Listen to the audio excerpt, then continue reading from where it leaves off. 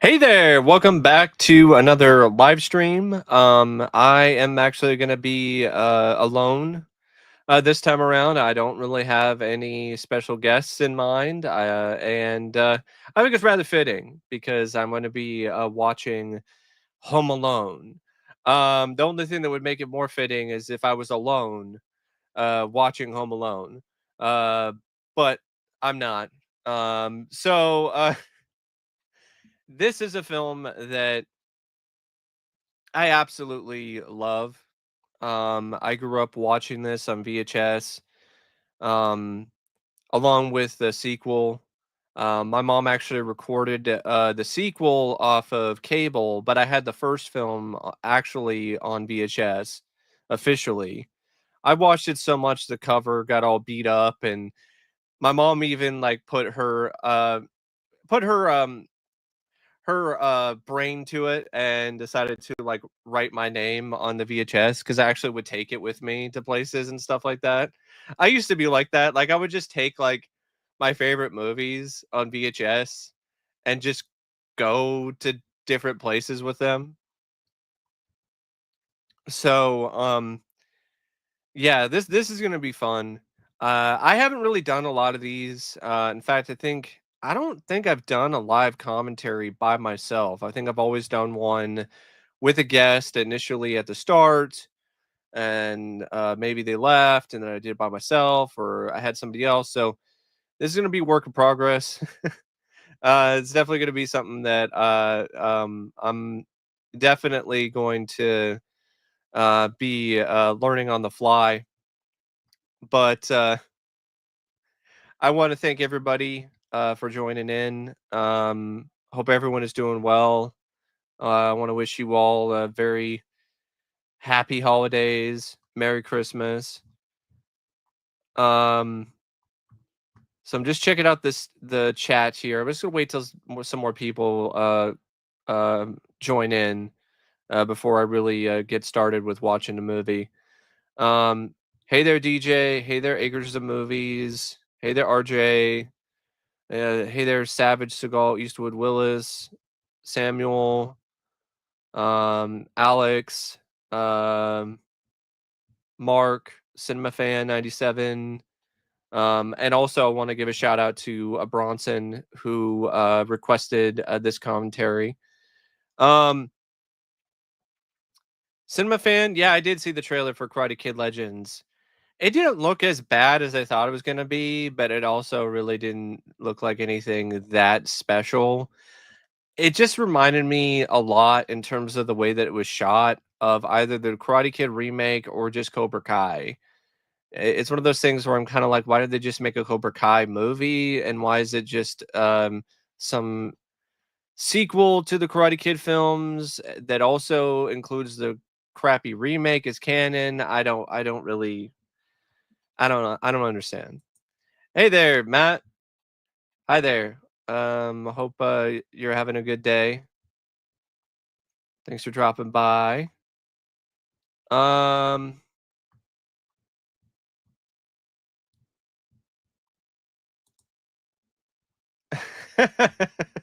uh, well, it says the phones are down. How does Kevin call to order the pizza? Yeah, that is a great question, Matt. I saw your video where you're comparing Home Alone to Home Alone 2. That was a good video, by the way. And I saw that you were asking that question, and yeah. Uh, I really don't know. I guess I'll have to try to rack my brain around it. Maybe there'll be an answer to it that might be provided while I'm watching the movie. How do I think Elijah Wood would have done in the main role in Home Alone? He might have been okay, but I don't think he would have been as good, to be perfectly honest, as Macaulay Culkin. Macaulay Culkin, at this particular point in time, he had this just unbelievable amount of charm and charisma. And I just don't really feel that anyone else had that going for them, even if they were a talented actor at the time. It was just like the perfect vehicle, the perfect starring role for Macaulay and his personality.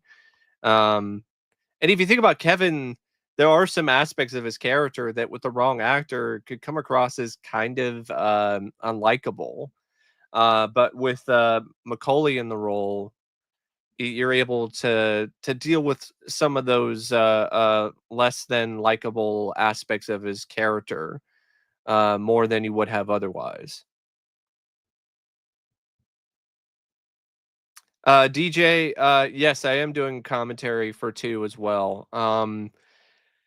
Possibly on Sunday. If it's not Sunday, it might be like in the afternoon after I get back from work or something like that. Oh, that's awesome, Matt. You got the keep in Congo. That's cool. I haven't even got an email either from Vinegar Syndrome when it comes to them shipping out my order. I think it might be because I added some stuff to the order, so maybe it might take a little bit longer because I also added Blood Tracks and Tragedy Girls and Showgirls. Well, I already had Showgirls on there. I just added a couple more. Oh, thanks, Matt. Yeah, Snowman is a really wonderful film. I really like that movie, that short film. Acres of movies, more painless justice for Marvin Harry. I don't know. I'm fine with the way that it is. It's part of the enjoyment of the film. Like the more crazy the physical comedy gets, the funnier the physical comedy is. So, that's just how I feel. Yeah, bummer ending in the Snowman for sure. But, I mean, honestly, while I was watching it, I kind of thought about, hey, Mark, I don't think being too woke. I don't think that's a woke thing. I think that's just her opinion. I disagree with that, but it's cool. But yeah, the Snowman with its ending, it honestly reminded me a bit of Jack Frost. I wonder if Jack Frost and Michael Keaton, I'm wondering if that like ripped off that movie, that short story, and just made it so it was like, oh, it's actually his dead dad, you know? Yeah, yeah, it is kind of funny that that character disappears as well in that. Um, but there's a lot of things about Home Alone 2 that are just kind of that make you pause a bit, but not as much as 3 or Taking Back the House or what the hell was it? The Holiday Heist? Was that the name of the fifth one? Or the Home Sweet Home Alone? Um, With when they had that stupid idea of, "Hey, let's make the robbers the protagonists and the good guys, so when they get all hurt, it's not funny." No, I'm not gonna get the Steelbook. If I am gonna get Terrifier 3 or get any of those movies, I'd wait and get the Umbrella releases because I actually have Dolby Vision and HDR. Somebody actually emailed, the company behind the US release of Terrifier 3 and asked them why it doesn't have HDR, and they were all like, uh, um, "Well, we didn't get the license for it." And so I'm like, "What? You just got cheap? You just cheaped out. You just became a bunch of cheapskates and cheaped out and didn't wanna pay for the HDR, and the Dolby Vision. Okay, alright. See, I'm gonna skip that release." No, I haven't seen that Screen Junkies video. I stopped watching Screen Junkies after they did that Ghostbusters remake, video where they kissed that movie's ass. That's a good one, man. She became a documentary and interviewed a serial killer.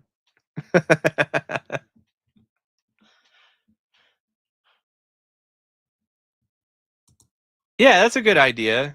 Um, I could definitely I mean, I'll probably name it as The Trap Happens because 'cause it's been a while since I saw the film. But anyway, speaking of that, I should probably get started with watching the film. I'm still gonna keep an eye on the chat. If I get like a super chat or anything like that, I'll definitely mention that in the commentary. Otherwise, forgive me if I'm not like responding immediately to some questions or any of your contributions to the chat. I am going to try to focus on watching the movie and providing a commentary. Also, forgive the reflection in my lenses. It's just my new glasses are like that. I don't. There's nothing I can really do about it. So, but anyway, I got the movie brought up here on my end, and as usual, I'm gonna do a countdown, and when I get to one and I say press play, then press play on whatever copy or form of the movie that you have, so then everything is all synced up, or you could just listen along. But it definitely probably be a lot more engaging or entertaining if you were watching the film. But anyway, yeah, I got it brought up here, and I need to figure out a way to see the super chats. I think I'm gonna make the screen a little smaller here, so forgive me. Try to make the screen smaller on my end so I can at least see something. Somebody post a super chat, but it might be difficult with the setup that I have on my PC, so I might not be able to do that, unfortunately, because it'll kind of block out a little of what I'm watching. But maybe if I could make it small enough in the side here. Sorry, this is all like first time stuff, trying to figure things out. Um, I gave it a shot, but I really don't think I can do that. So I'll just check back at certain points while I'm watching the movie to the chat, and see if there are any super chats or anything that's been dropped in there, or maybe answer some questions. So yeah, all right. Um, so I got the movie all brought up here, and let's watch Home Alone. So three, two, one, pressing play.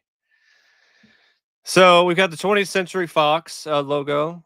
Before it was 20th Century Studios, because Disney bought it out and decided to change the name for no reason. Well, I guess there is a reason, but it still sucks. Then you have here is John Williams's iconic score. It in very many ways is the heart of this film.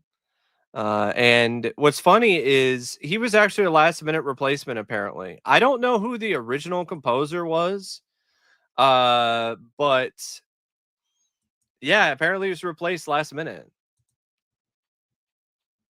So got the cast here, phenomenal cast.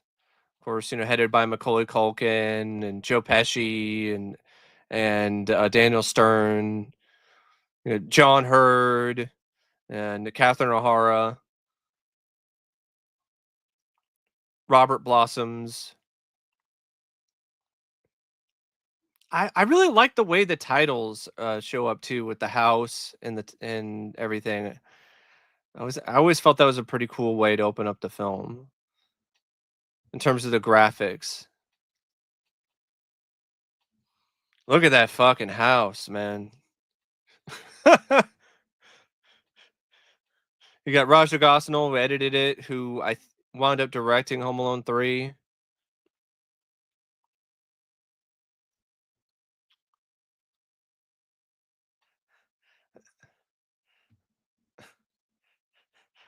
Just pure chaos from the very beginning. Yeah, Chris Columbus, the director, he was initially offered the opportunity to direct Christmas Vacation, but he didn't get along with Chevy Chase, so He realized that wasn't gonna work. So, John Hughes asked him if he wanted to take any of these other projects he had in mind, and Home Alone was one of them, and he decided he wanted to take that one.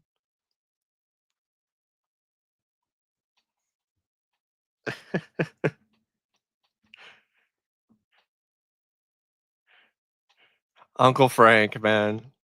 Before he even shows up on screen, you get the impression that he's a total dick.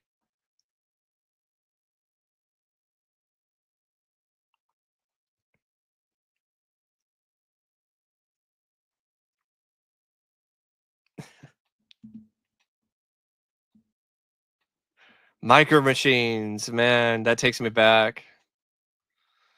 I used to have some of those.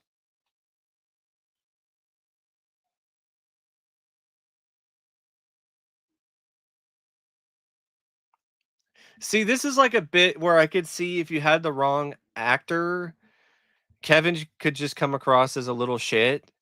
It's like, "Oh, I can't make ornaments with the ones with fish got stuck on them."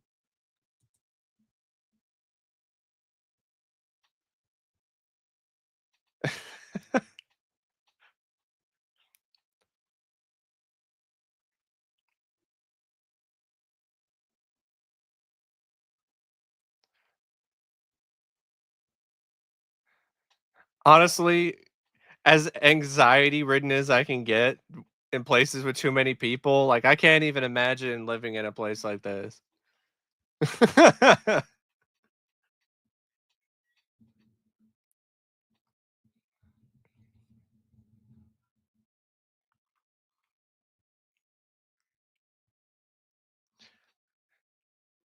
If you think about it, like, why does he not know how to pack a suitcase at this point in his life?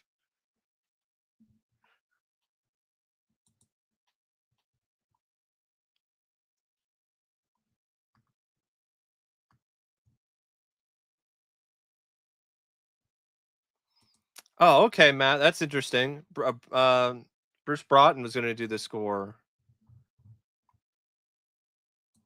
Les Incompetents.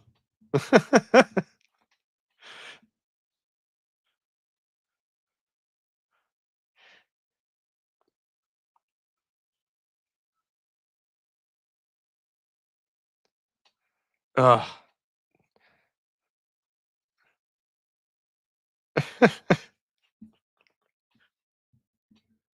Living alone! A lot of kids can relate to that.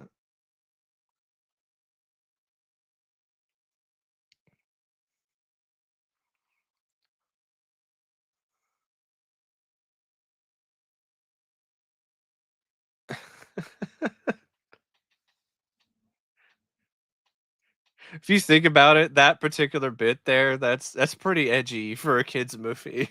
Talking about nude beaches.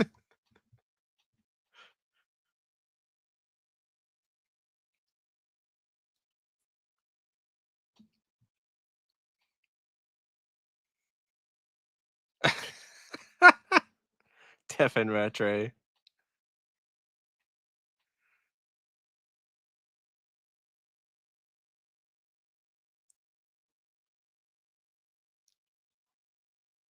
I love this bit so much. Just such a great representation of urban legends and rumors and how they can spread and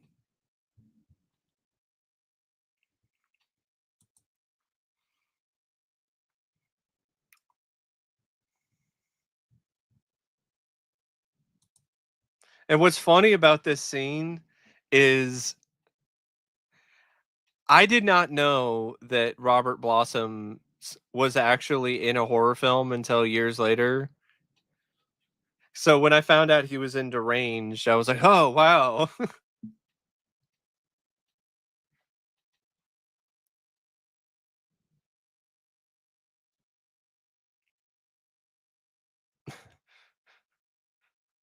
Mummies.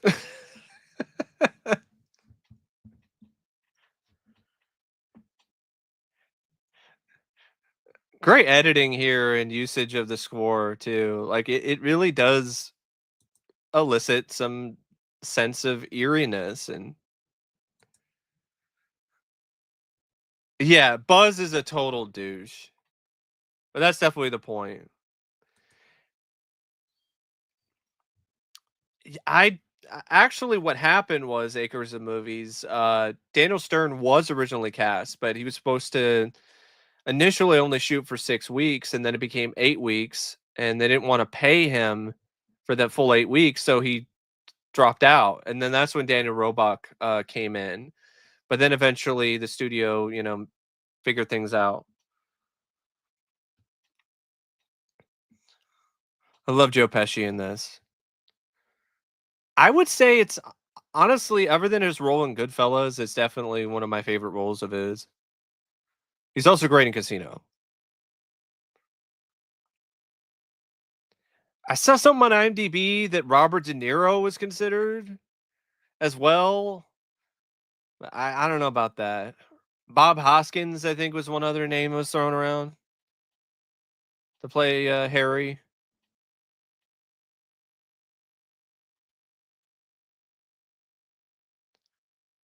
That 122.50 today would be like $500 or like more.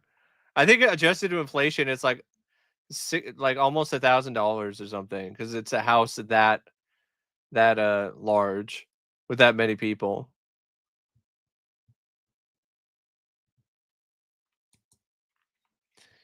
Oh, Mr. Roebuck and Pesci, they got along fine. I think it was just one of those things where Stern was just the right choice.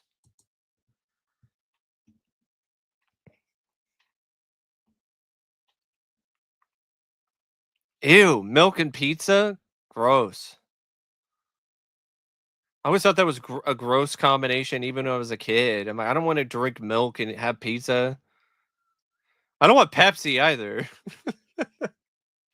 Give me some Mel Yellow or Mountain Dew.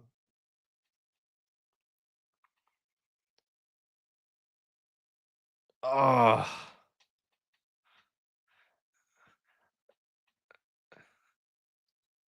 the look that Fuller gives here. It's so deranged.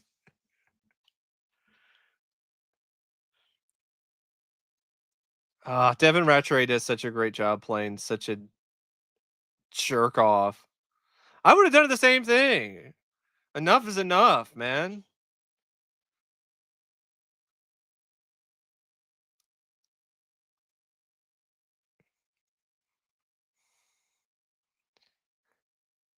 There's Kevin's ticket in the trash.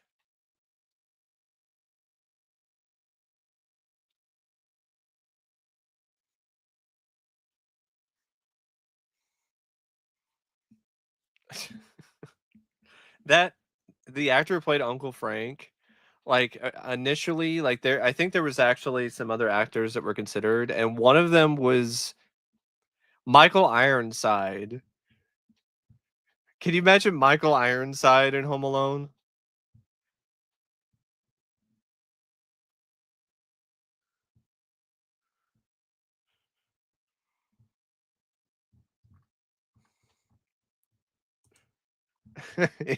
Yeah, Uncle Frank is just a total dick.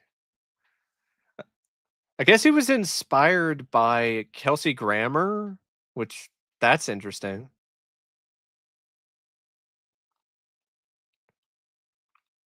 I love that touch with the gold tooth.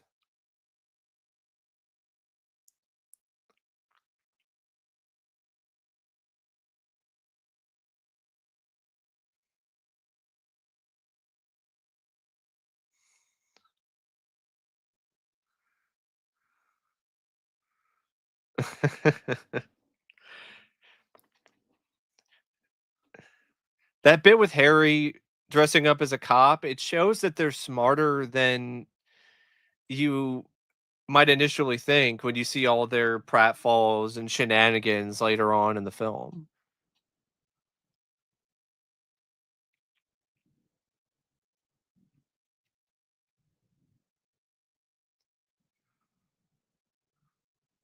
It's the right thing to do. I always felt so much for Kevin here.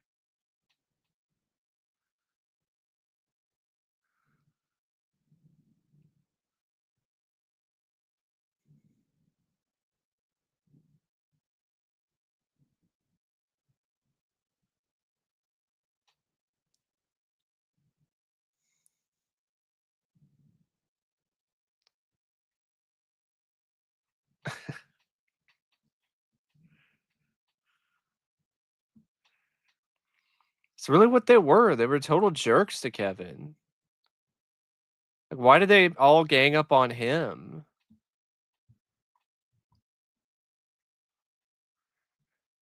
I've seen some people talk about how this looks like a pretty cool place to stay. Yeah, it's cool, as in like freezing cold because it's in Chicago in the winter.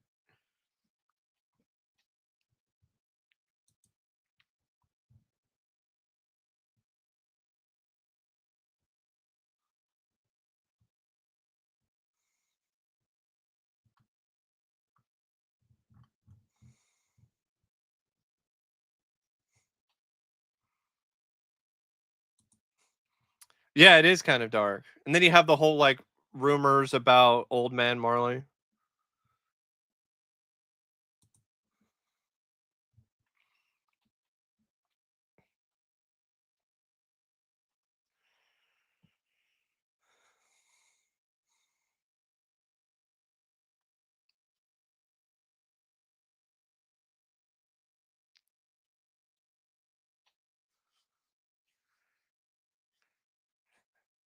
Yeah, it's a bit of a coincidence that, all this happens at this exact same time, but like I could deal with it. And there is a certain realism to it. Like it's the middle of the winter, it's Chicago, trees, fall over, it's not that far fetched that the power would go out at that very night. This music by John Williams. I hear this all the time in my head when I'm frantically in a rush because I watched this so much growing up. I do have to admit this bit where the kid is literally wearing almost the exact same outfit as Kevin is a that's a bit too much of a coincidence.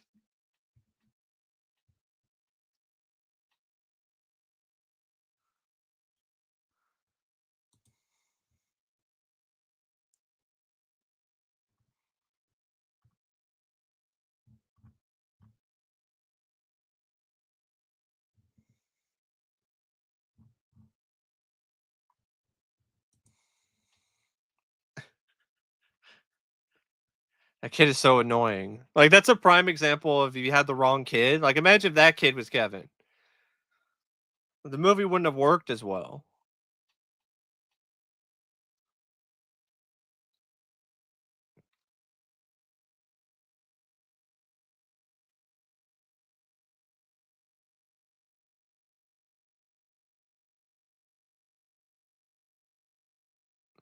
That's gonna be hard for Buzz to do because he is a moron. Can't help himself.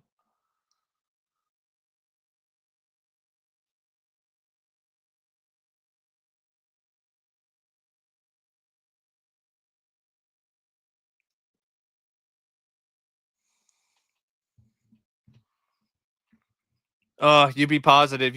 I'll be realistic. There are so many of those people that I've run into. Those people are the worst. The eternal pessimist.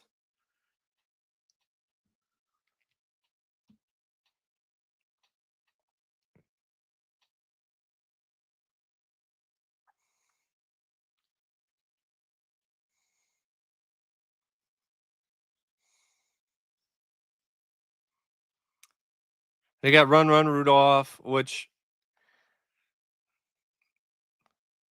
not a bad song, but definitely a song that like a lot of these other holiday songs, it's been overplayed, especially if you work in retail. Man, this is one that I've heard like a million times.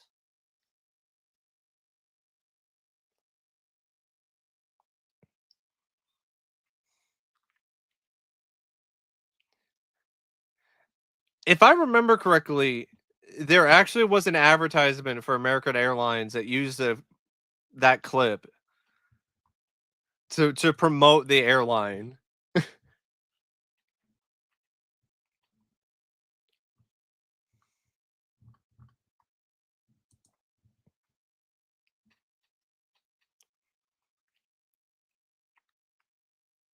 Oh, you forgot something, alright.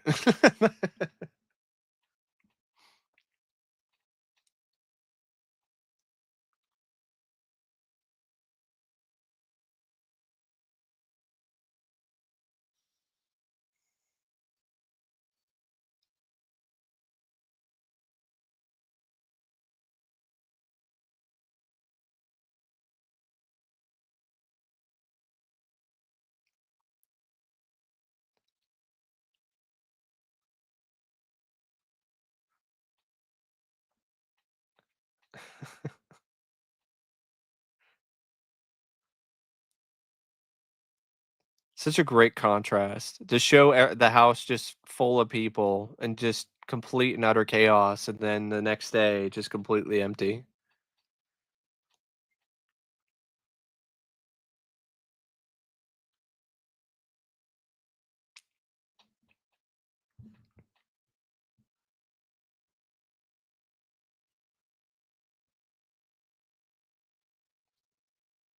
Nice traveling shot there by Columbus.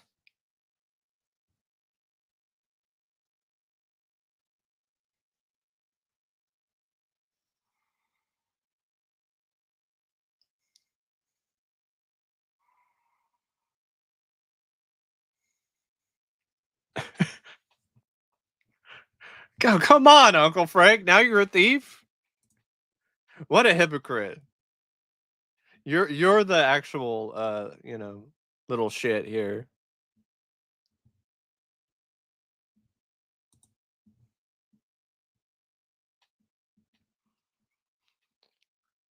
Never flown first class in my life.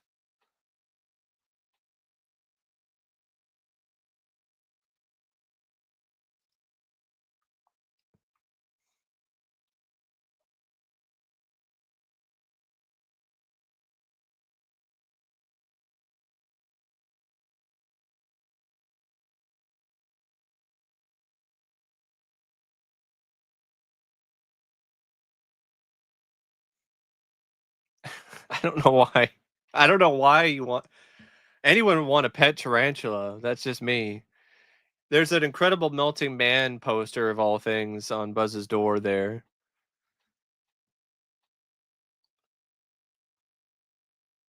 I'm wondering if that's all the prop department could find for the movie. They're like, "Oh, sure, put that on on his door."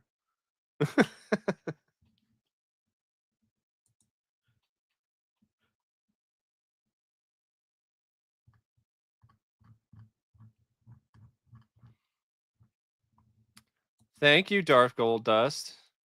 Uh, top 5 most annoying film protagonists.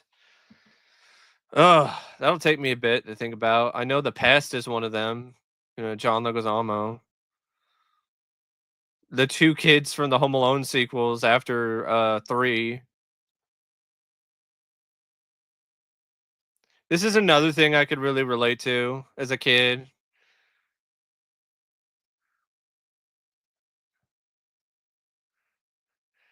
With all these, like, normal things having some kind of creepy connotation to them, like being afraid of the dark, being afraid of the furnace. I don't blame him for being afraid of that furnace. That thing is scary. It looks like something out of the Mangler.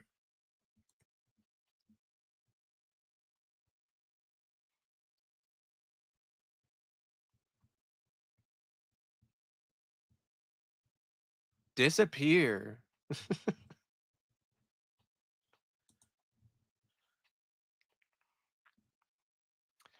This is controversial, but I honestly feel Buddy from Elf is up there when it comes to an annoying film protagonist. I could never really stand Will Ferrell in that film. So, jerk.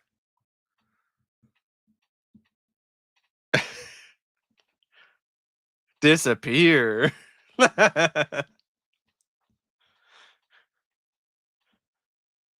It's like, yeah, this is cool. Initially, anyway. Such a kid's fantasy. Do whatever you want, no supervision, and do anything, eat anything, no rules.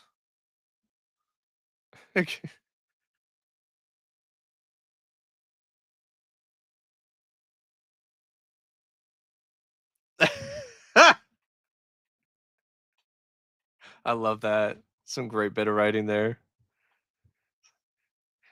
No clothes on anybody. Sickening.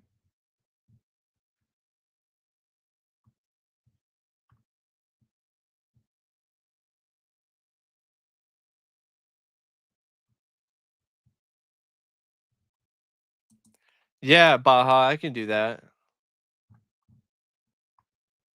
No problem.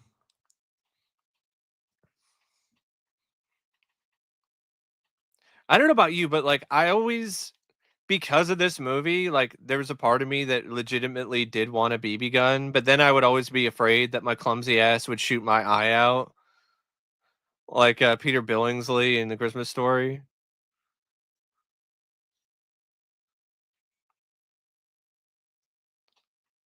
Ugh.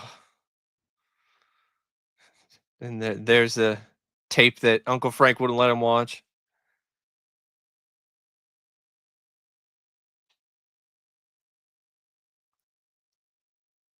For the time, that's a pretty big TV.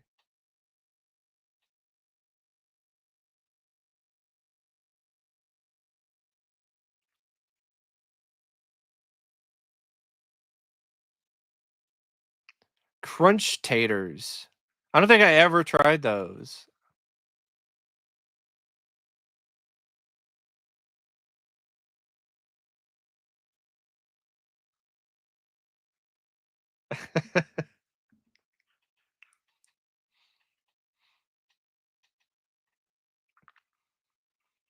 They really did a great job recreating the look and feel of an old movie with this fake classic black and white film.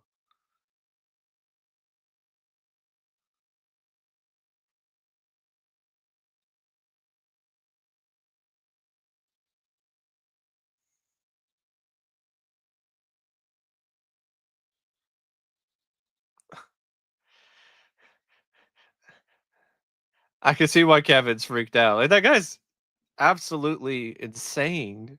Ain't you filthy animal. It's like Jack Palance on crack.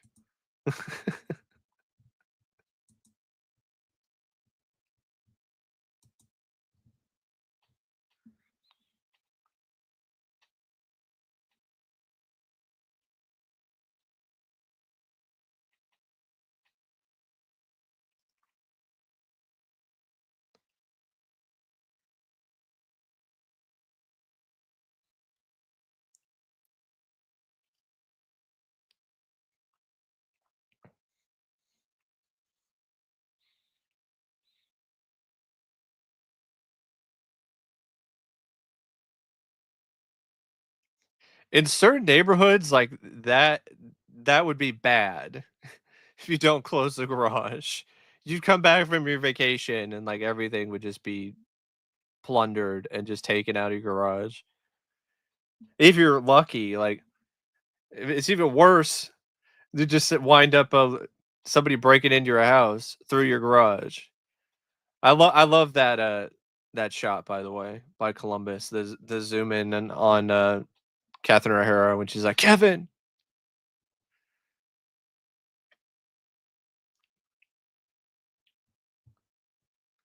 This is another thing I honestly wanted to do, but I'm pretty sure it would just ended me breaking an arm.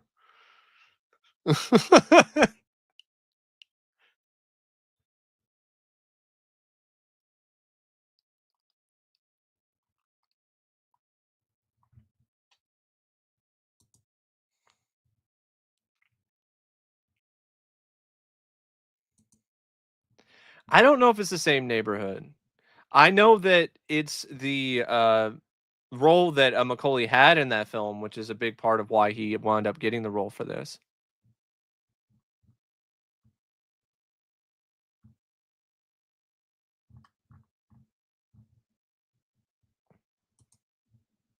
I love that.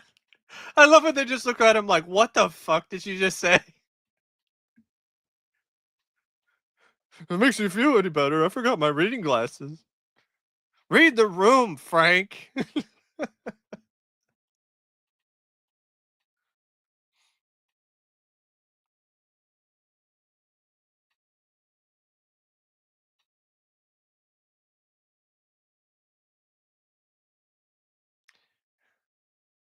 This is a fun bit with these 2 too. It's another thing that shows that they're actually kinda clever, so when they get outsmarted by this kid, it's actually kind of unexpected.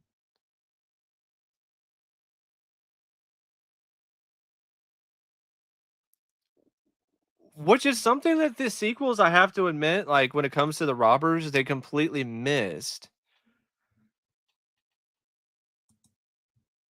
They were all, like, ridiculous and over the top and laughably inept from the very beginning.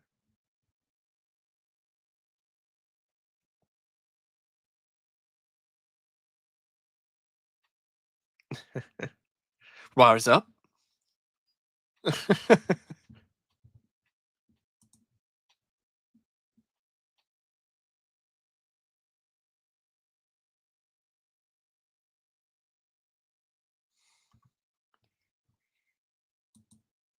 There's just too many moments that I love in this film. I don't to really pick a favorite, to be honest.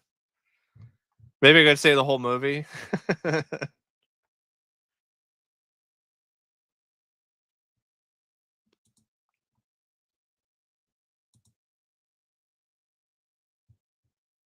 Yeah, Cyber Warrior, yeah, the kids were never even home alone.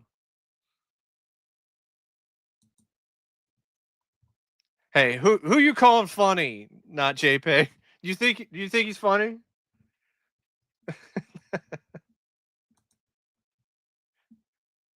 "Does he amuse you?"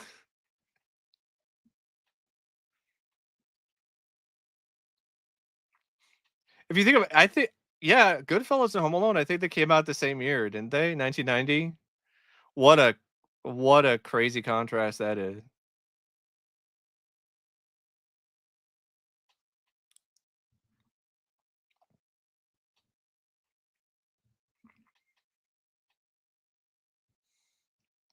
That was really smart by Kevin. Another example of, how well written this script is, that Kevin would be smart enough to do that.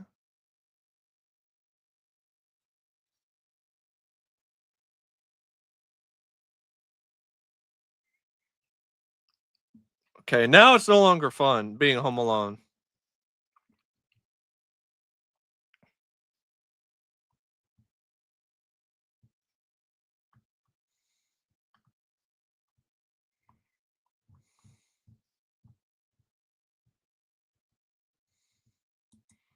Well, of course it was hard for him not to cuss. That's just a natural thing for Joe to do.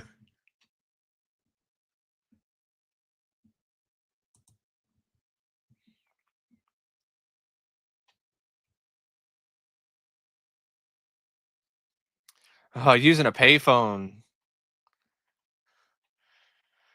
Does anyone remember using those? Those are so completely useless and archaic now that I literally saw an antique mall that was sharing somebody was sharing a photo from an antique mall, and there was just a payphone there. It's an antique.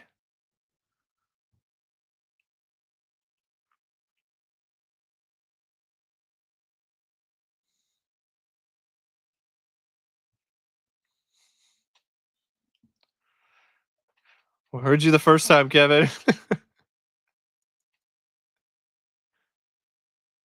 "Are you sure you're not afraid anymore?"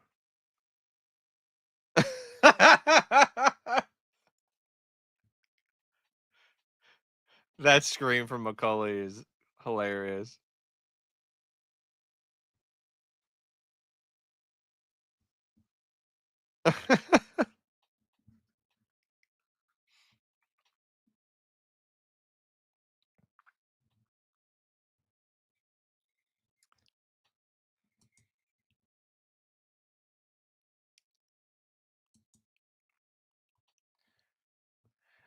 I think Kevin would have been resourceful enough to, to stop Stripe.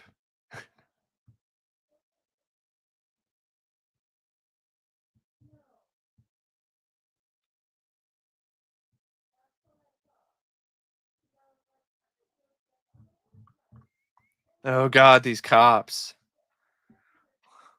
What a bunch of incompetent boobs.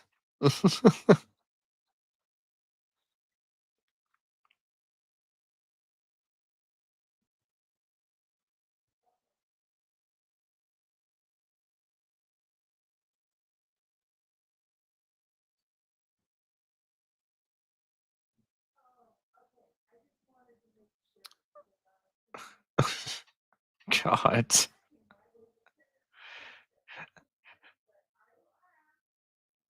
That's kind of realistic though. Cops don't really get involved and do stuff until they absolutely have to.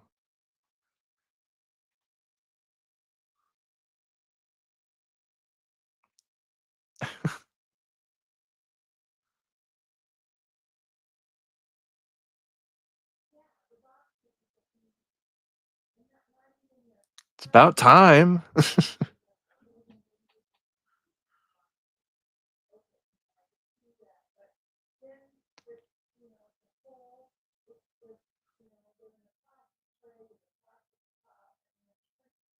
They couldn't think of a different way, but at the same time, I get it. Like, what other way are you going to check on the kid? Can't call because the phone lines are down.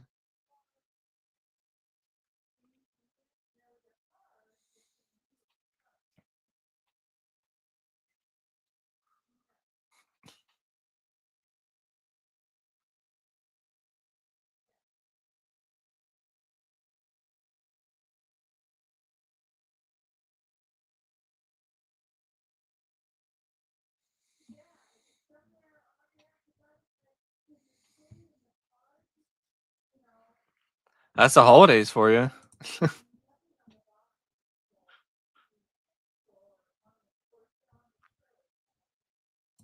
Oh yeah, he was in Billy Madison. They're almost that bad. The Halloween 5 cops with the clown music.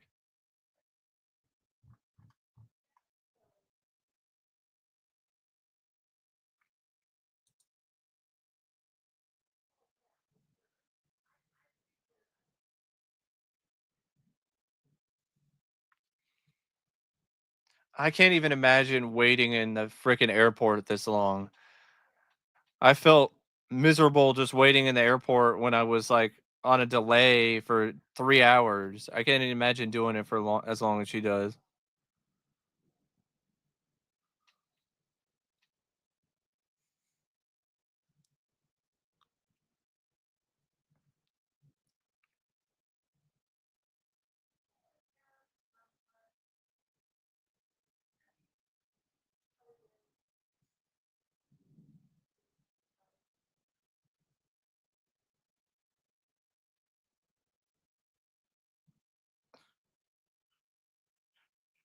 This this script here is kind of weird. Like, why is he this detailed talking to himself in the mirror?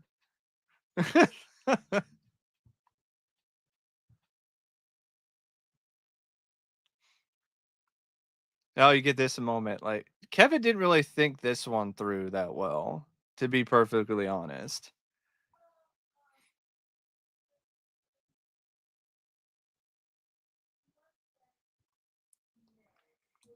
Yeah, he doesn't act his age. There definitely are kids like that though.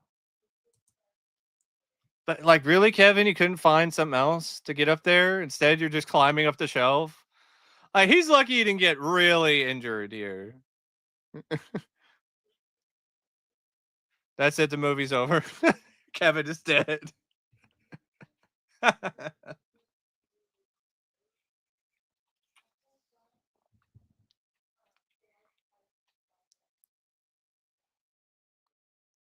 Buzz's life savings is like how much? Like doesn't seem like much.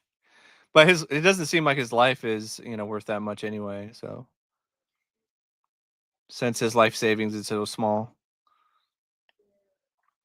I've actually seen a weird thing where people are trying to defend Buzz now, like he wasn't a bad brother. Like he was just a normal big brother who's just razzing his little brother, but I'm like, "No, he's a dick." Stop normalizing big brothers bullying their little brothers like that.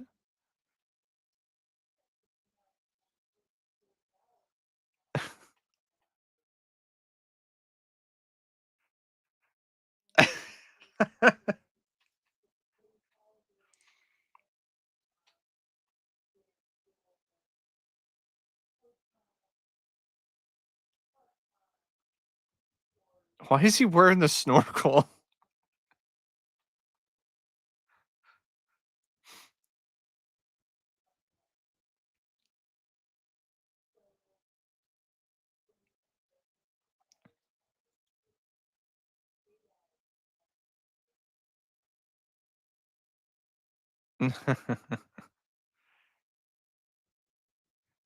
I love that touch to show the POV of the kaleidoscope there as the transition to this scene.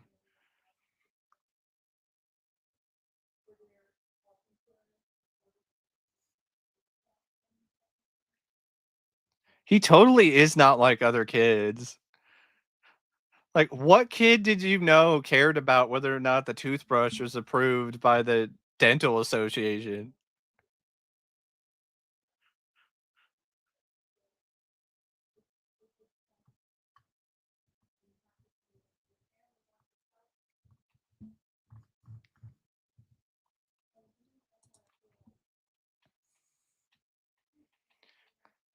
Another scene that just does such a great job, like, just making the old man Marley, genuinely seem like this terrifying figure. A lot of it's just assumptions. You're just assuming that a scary guy.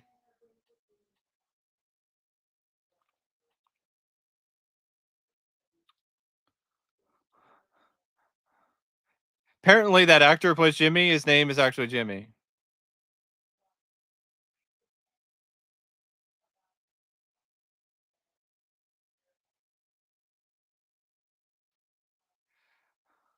Man, I wish the cops would care this much about people stealing hundreds of dollars of merchandise every day from the store I work at. They're actually chasing after this kid who stole a toothbrush. It was also in the 90s.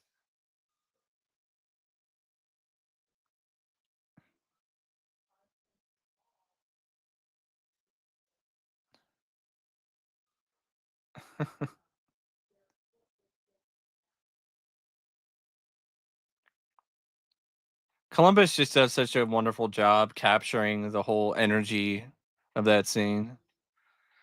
Any scene involving, something physical is just so good.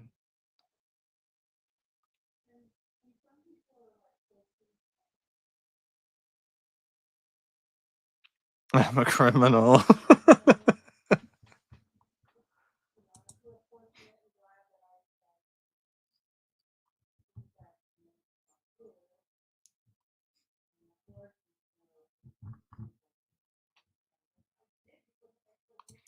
I could see that Predmater. Yeah, they want Kevin to seem like he's smarter than you might think. So that's why they have him say certain things and act a certain way.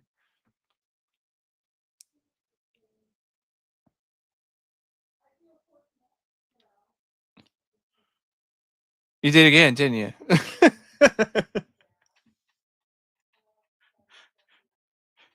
It's so stupid. The wet bandits.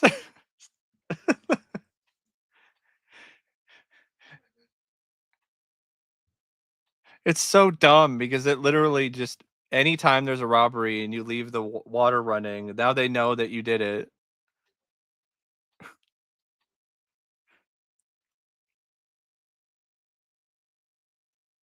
Oh,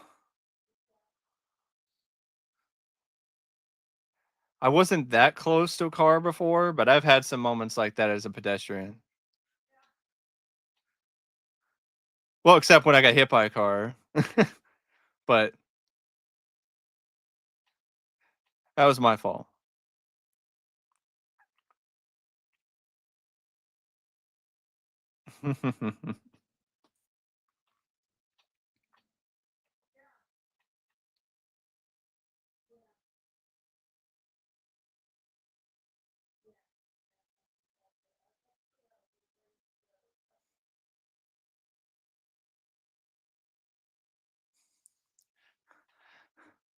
I think maybe it's because I watched this film so much as a kid that this scene was always like it always stood out to me for some reason. As maybe it's just the idea of walking alone and then somebody following you, especially when you're a kid and you're that vulnerable. And I just love John Williams' score here too.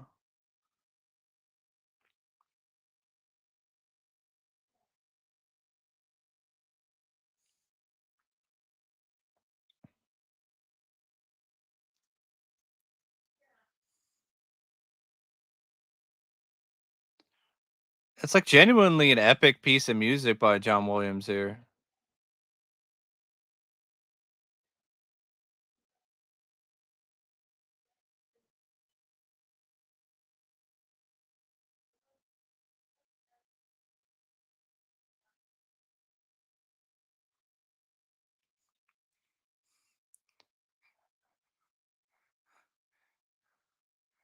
Like when you see that panning shot, like I didn't even notice Kevin there.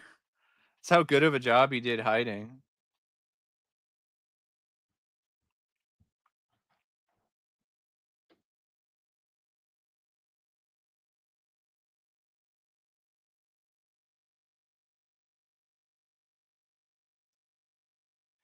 That was clearly added in post, if you think about it. I don't think that was the intention. They were intended to have him run away and then have his voice dubbed over that scene.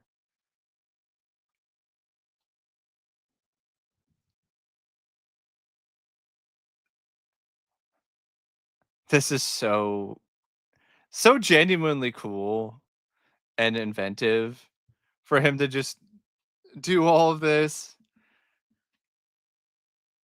with the mannequins. Although at the same time, like, where the hell did he get all these mannequins? Were there some in the attic? Maybe, but that many? Like, why would they have as many mannequins?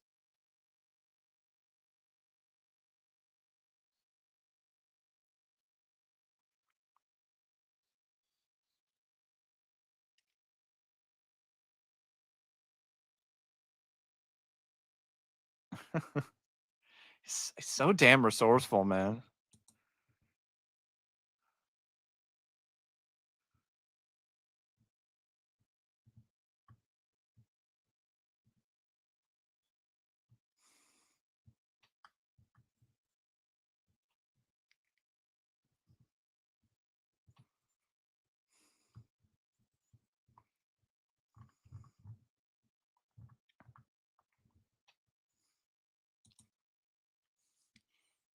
I don't think I ever played that one, Lawrence.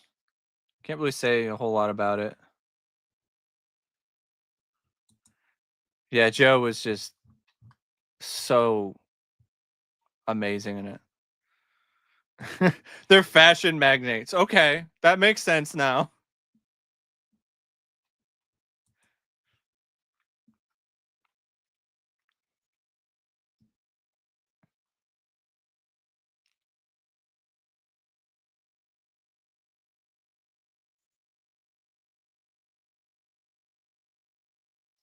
That shrimp looks really good. I don't know about you.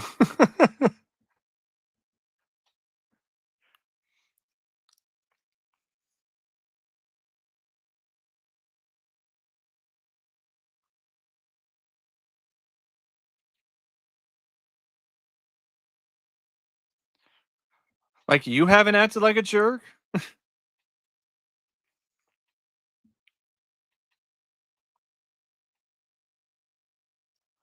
I like this bit showing the sister actually worrying about Kevin.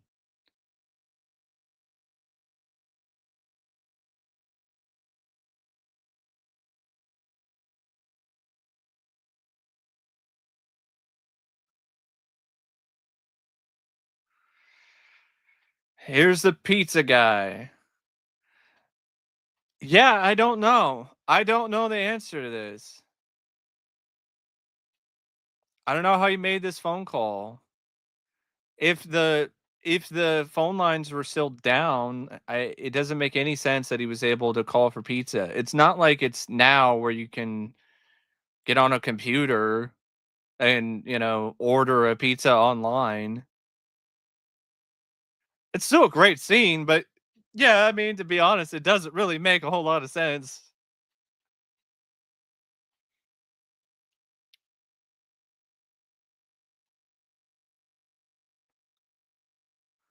But at the same time, no, I think I remember. I think in Teenage Mutant Ninja Turtles, did they show them like using a payphone to call for the pizza? Filthy animal.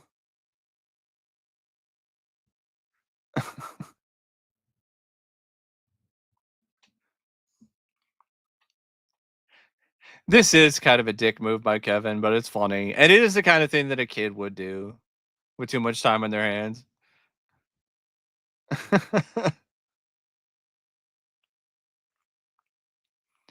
Although I do have to admit they kind of overdo this bit. Okay, we have it here. You saw the scene earlier when Kevin was watching the movie, and then they do it again later on with Marv and Harry.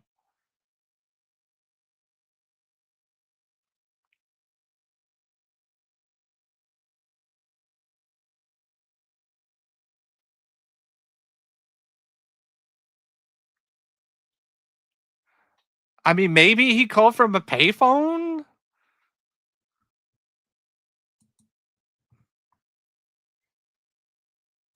Yeah, why did the pizza guy report the shooting?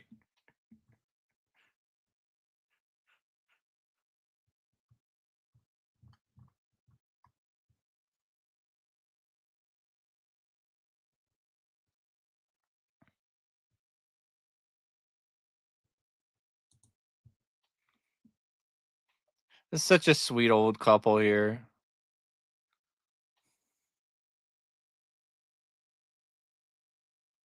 I think because of this film, they actually appeared in some other movies after this.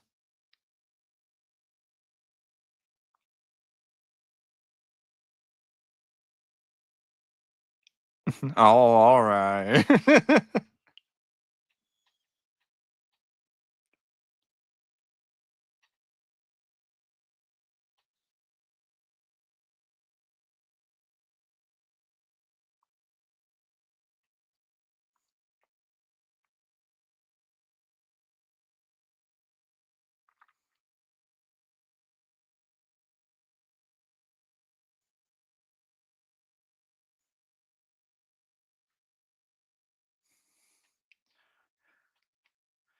Except for the second movie. No, they had to do that because it was a huge hit.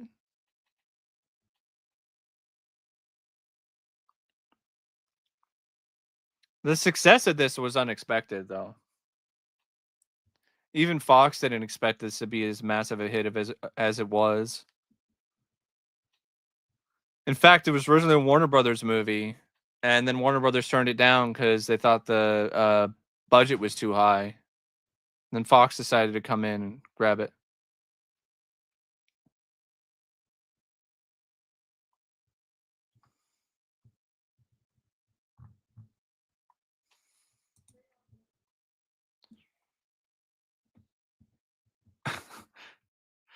I'm surprised he didn't screaming at the spider. That's what I would be screaming at, not the aftershave. Look at this supermarket, man. Everything's all in the right place. Looks nice.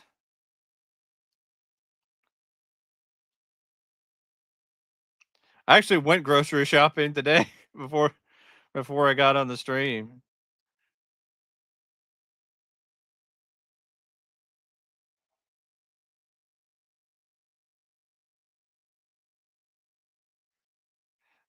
It's definitely the right reaction by the cashier there, like, "Okay."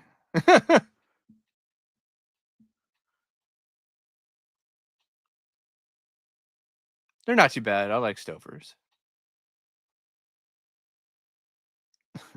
for the kids. Home style orange juice? Like, what's the difference between regular orange juice and home style? 1983? I spent like $100.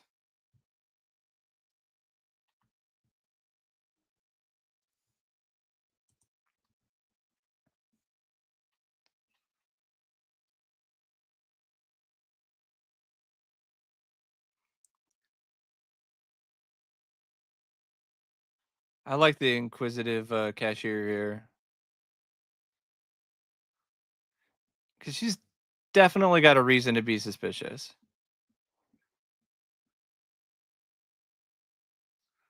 This is why I don't use plastic bags.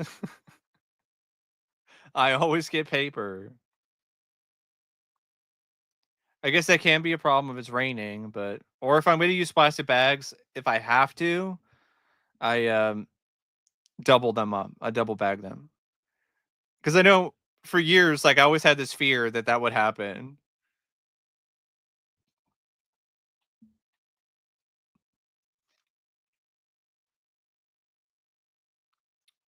Shut up. I love that. I love the payoff to him, conquering his fear of the furnace.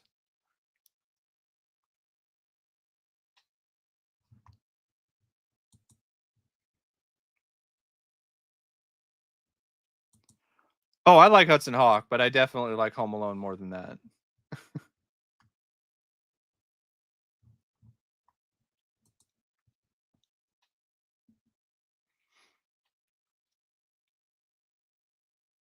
Morrow!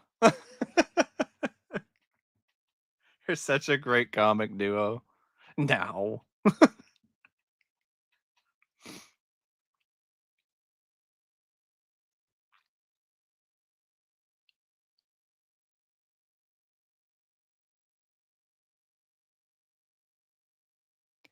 If you think about, like, yeah, the pizza scene, you had to keep the change, you filthy animal, but, like,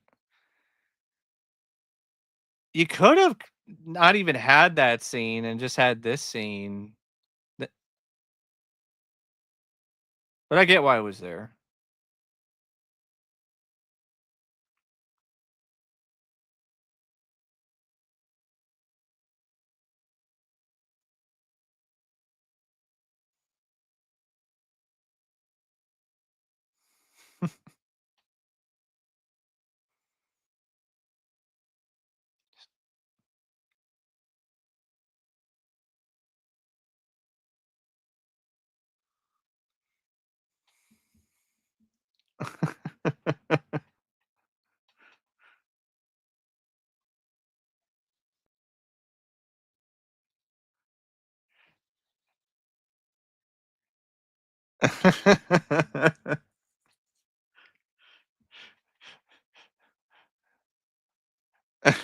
Daniel Stern is so fucking funny, man. Change, you filthy animal. I actually saw at my, work, we're selling shirts that say, "Keep the change, you filthy animal," on them.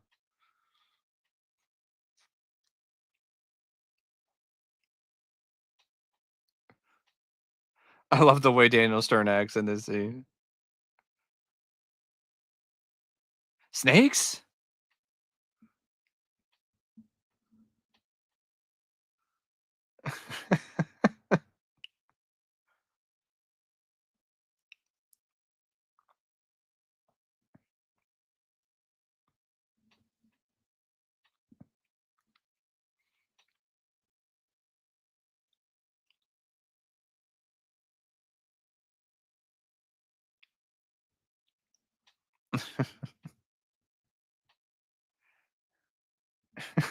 He sounded like a snake.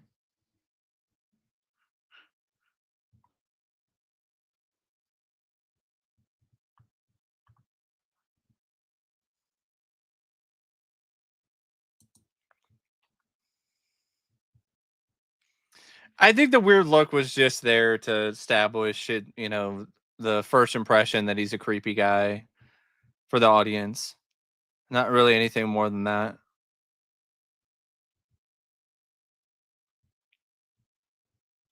Yeah, I have seen Police Academy 4. In fact, I have reviews of all the Police Academy films on my channel.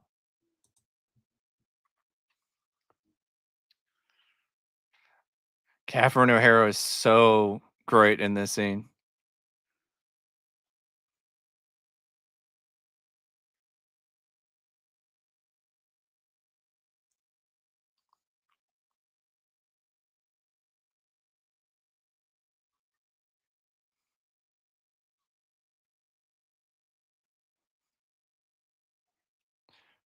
She's so good at ranting, to be honest.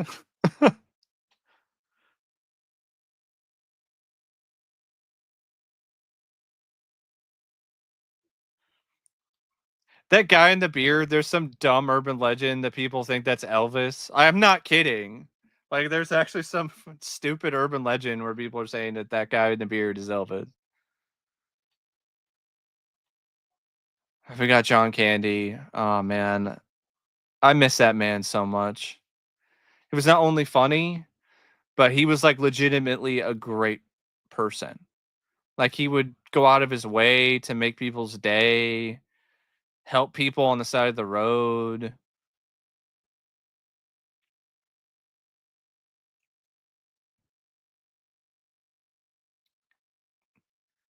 He did this as a favor to the producer, I believe, as well as John Hughes.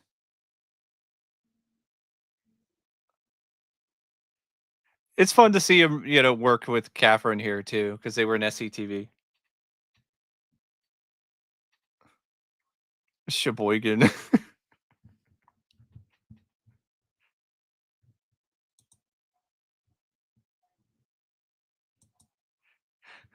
I mean, I don't know. I mean, if it, John's there, that'd be fun.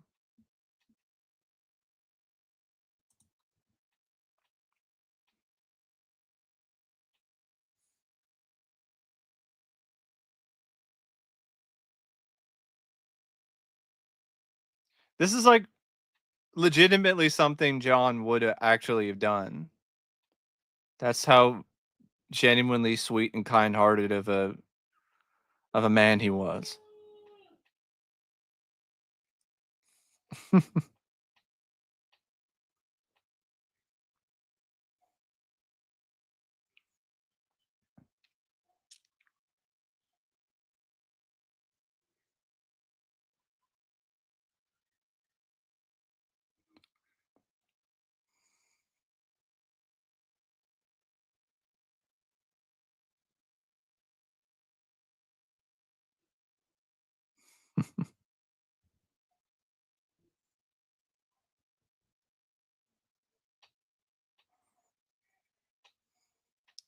Candy gun.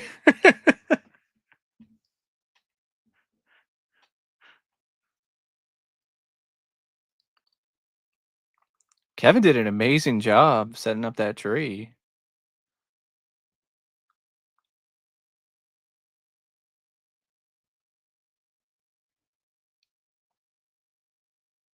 Some great framing there with that shot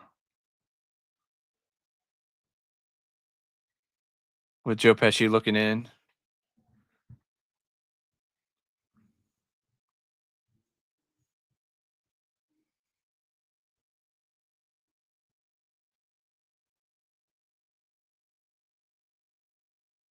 Home Alone. Said the title of the movie.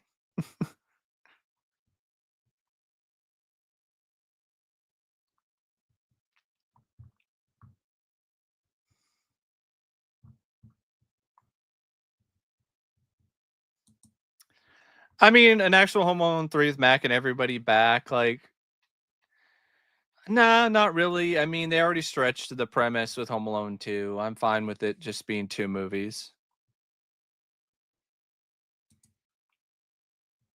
I can kinda see that a little bit. A little. I still think some of the traps in the first are a little bit better.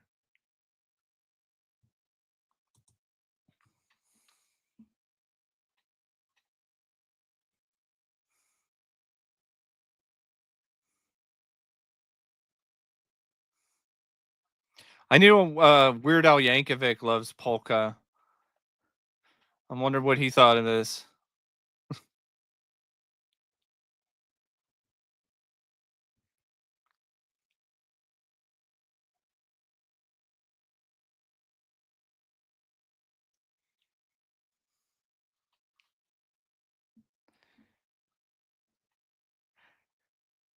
For years, I had, like, a Mandela effect with this Santa Claus here. Like, I thought it was James Belushi.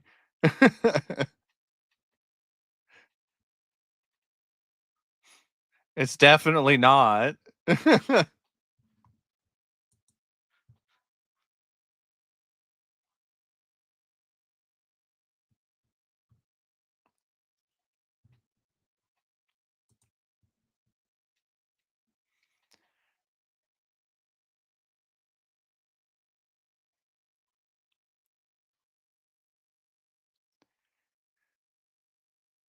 mean, it kinda sounds like him, but it's not.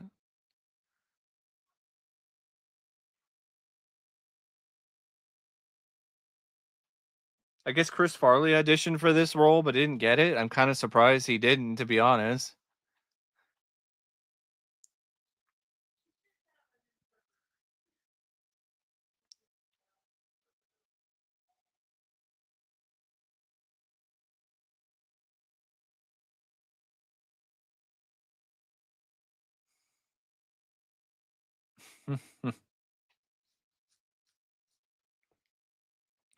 My Uncle Frank, if he has time.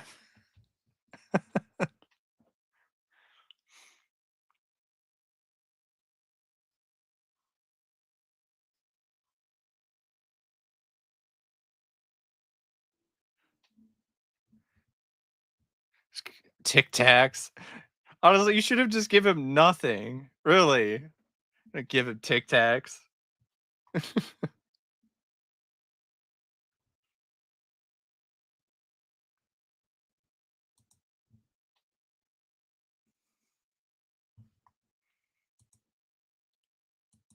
Yeah, Chris Farley was definitely a really talented comedian.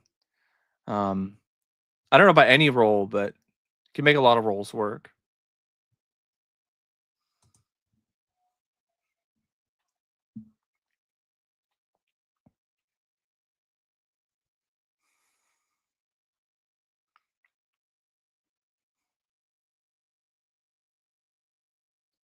It's a great placement of this song.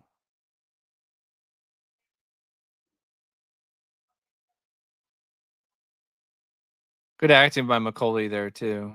Without even saying a word, just able to really just provide the right emotion for that.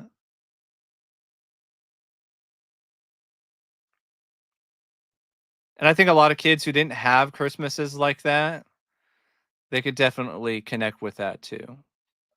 You know, just looking at that longingly and just wishing that, they could have that Christmas.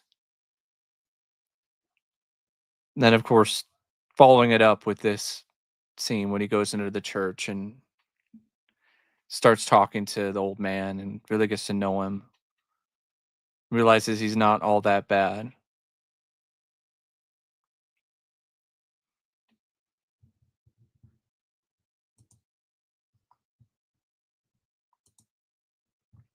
I've actually sang this song in choir. We actually, yeah, we sang this song in my choir in high school.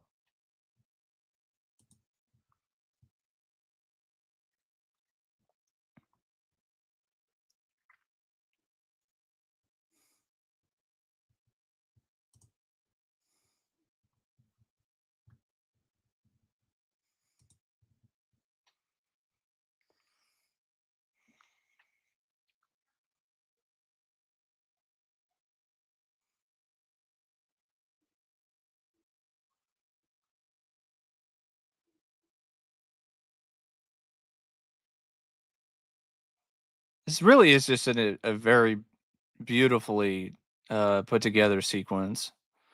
From the direction to the editing, the way it's written, the way the actors perform in it, the score.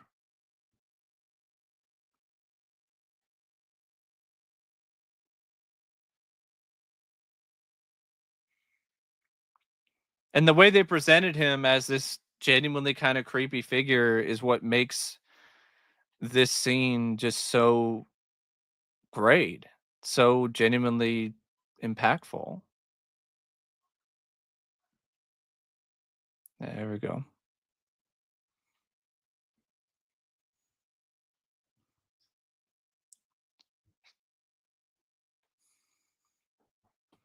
They tried to do this with the second movie with the bird lady, but it wasn't as good.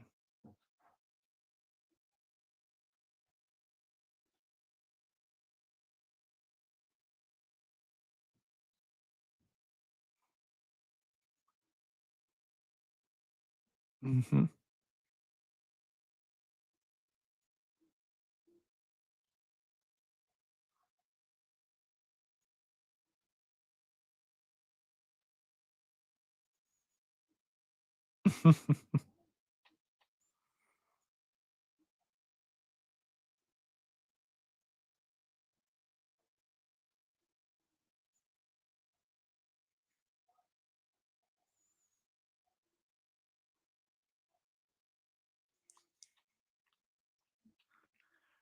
This is a moment too that really helps, Kevin,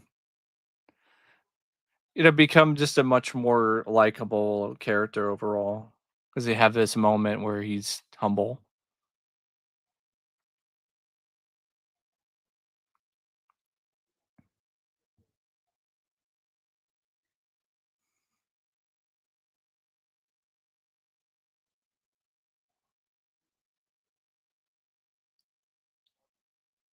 Great advice.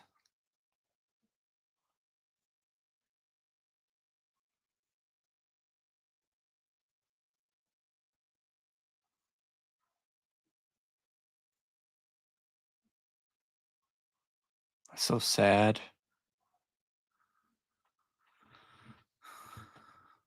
Welcome with the sun.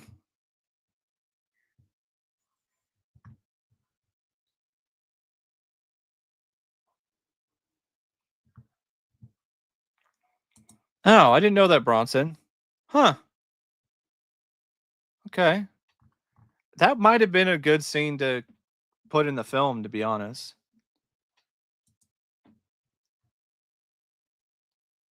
Yeah, I like The Good Son.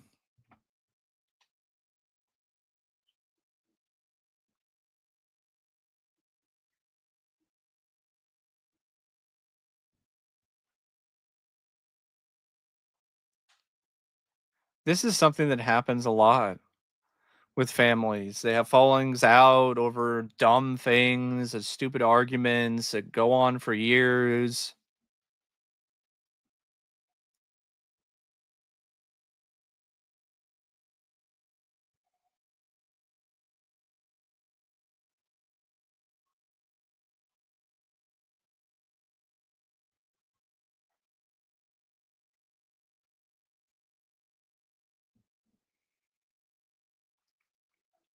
Exactly.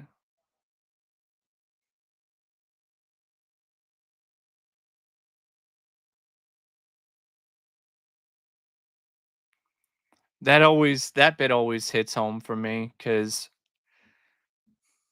to be honest, my dad is, he's not like a bad father by any means, but we're not super super close, and he's let me down, and there's so I've definitely felt like that, but I always call him around the holidays anyway.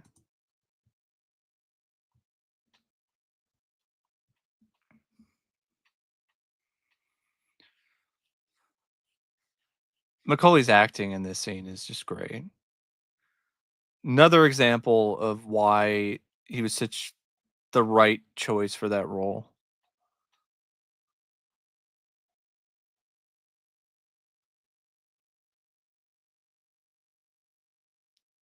'Cause you've seen films where kids with a lot of dialogue, they just can't pull off they can't pull it off. It's just too many lines, too many nuances they can't pick up.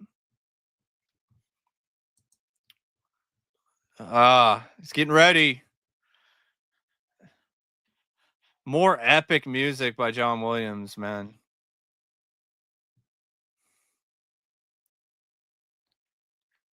Get ready to break out that battle plan.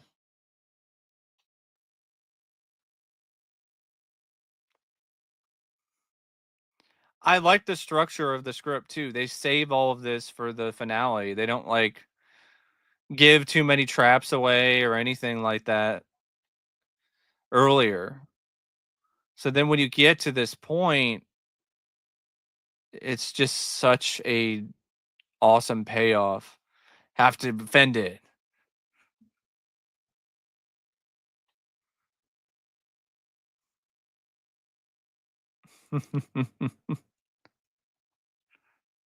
One of my favorite montages, to be perfectly honest. Kevin setting up the traps.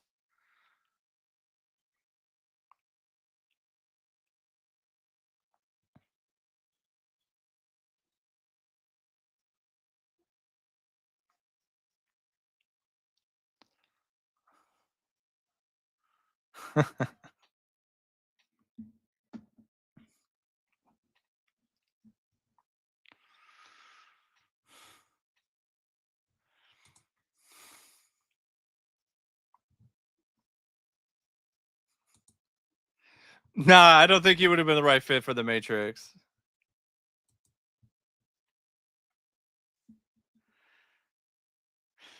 I love all these like really painful traps and then like feathers.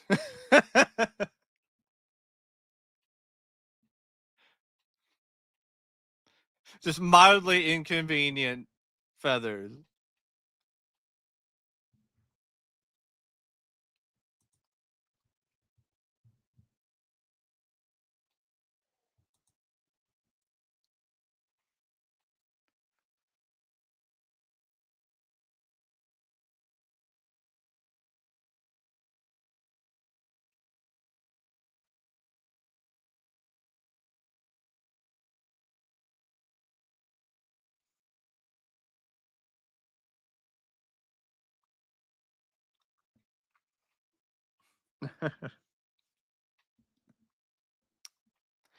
That really does look like a delicious plate of mac and cheese.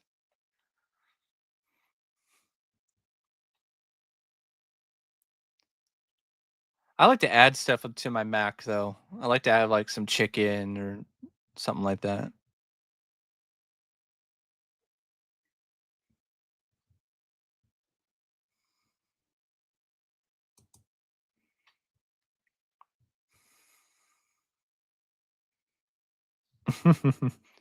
It- I love that. This is it. Don't get scared now.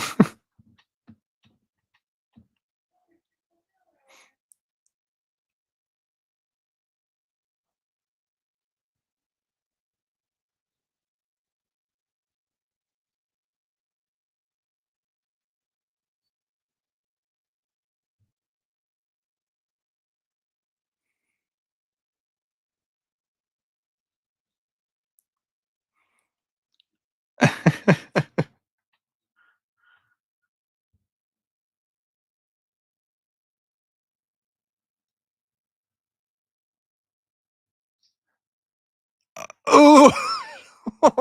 You know he wanted to say, "Oh shit."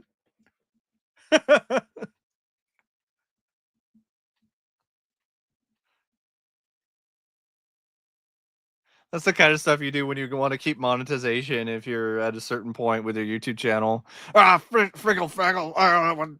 Son Hello. Right in the head.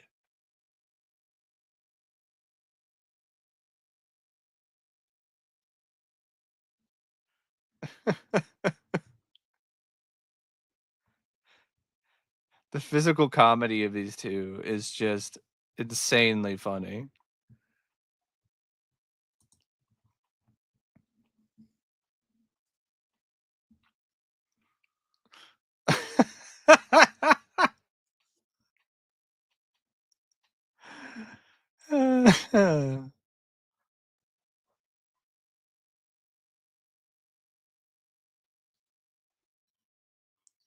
Ooh, right down the stairs.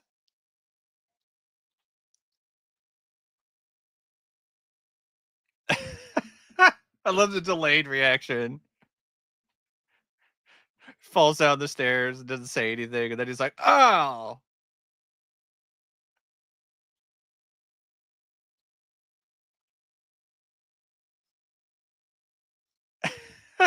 The crowbar falls.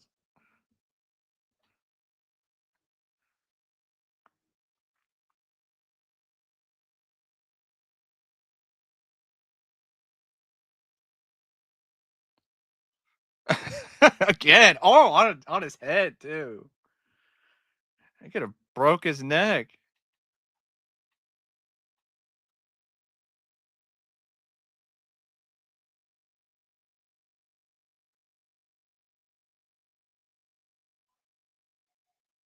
This is funny. It, all this effort to get the door open.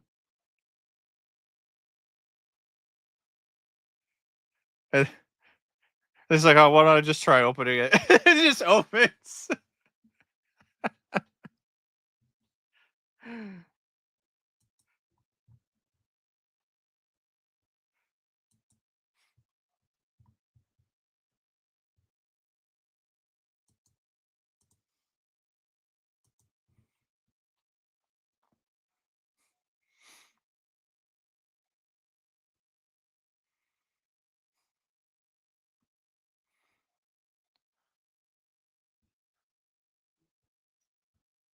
Oh shit.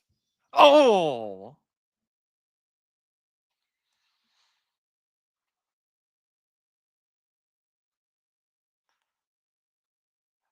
iron to the head. He wants to say you little shit so bad. You little fuck.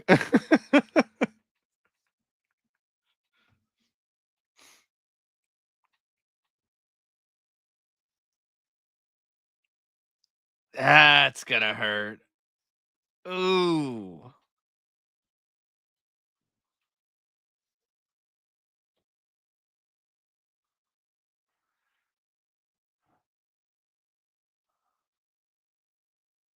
Damn.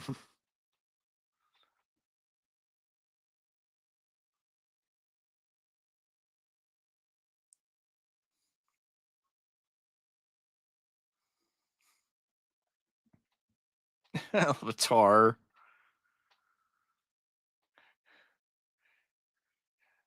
The Kevin is straight up torturing these guys. I mean, look, he literally waits till to that point to have the giant nail. I've never had a nail in my foot, but I've had my fair share of foot injuries.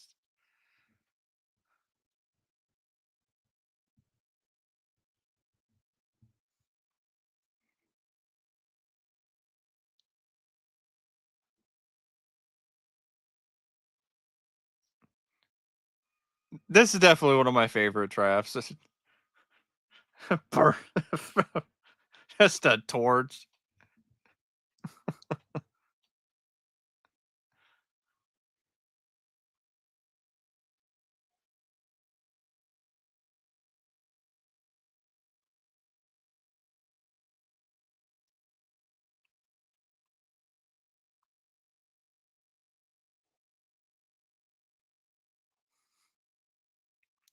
He fell again.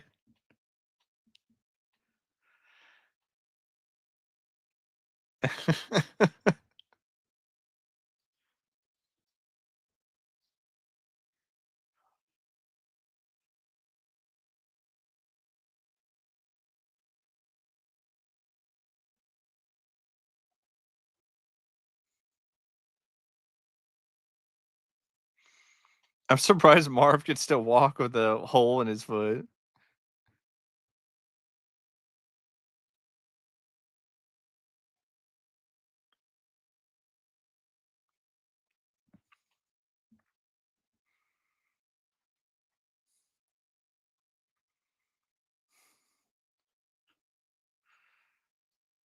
I mean, this saran wrap with like glue and feathers. But it's still really funny because it's just the contrast of like the other like really like painful traps and just saran wrap and glue and feathers and just the reaction of Joe Pesci just stands there covered in feathers. It's fucking ornaments, man.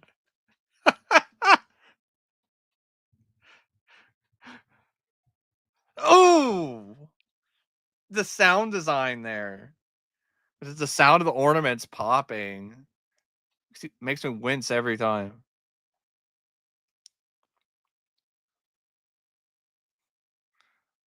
Well, that dude looks like a chicken.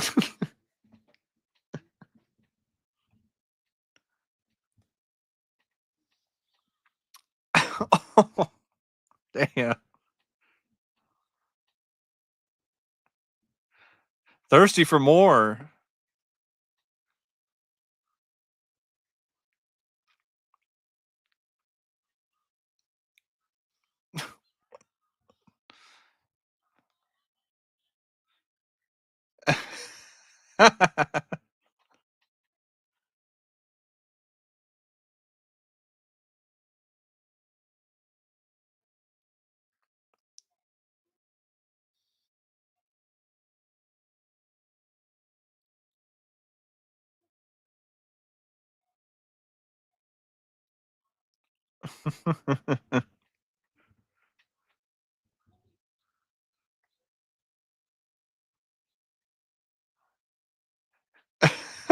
That's pretty brutal.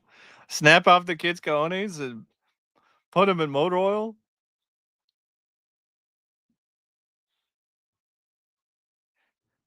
Is that meant to be a RoboCop reference? Name is Murphy. He's sounding like RoboCop, but I think it's supposed to be the name of the neighbor.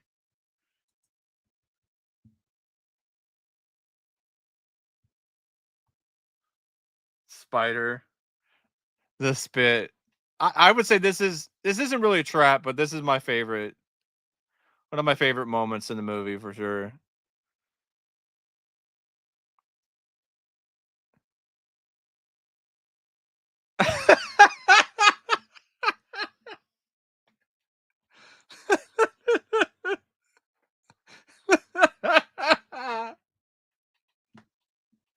Daniel Stern's scream. It gets me every time. It's so funny. Just how high pitched and just insane it sounds.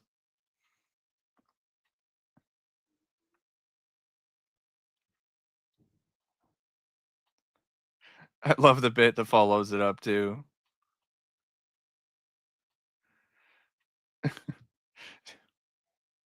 Don't move.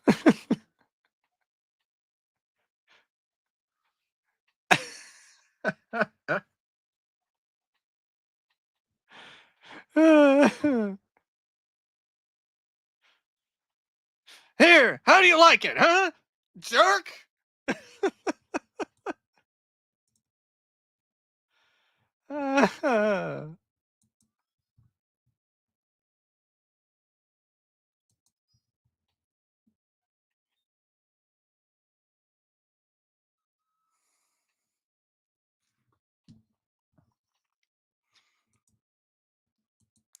I'd I'd pass.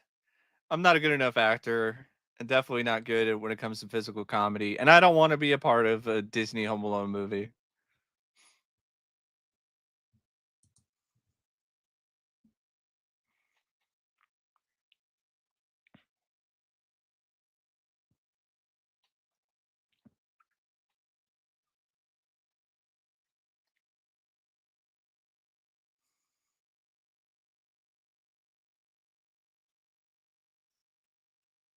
It's like, "You scared? You afraid?" It's like, "Why aren't you afraid? This kid has, like, put you through absolute hell so far.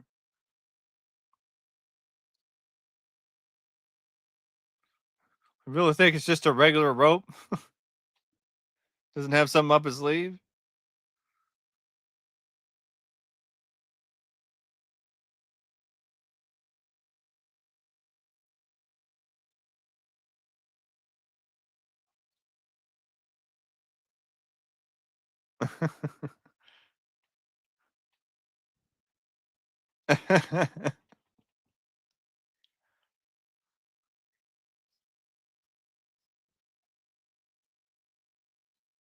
Ooh.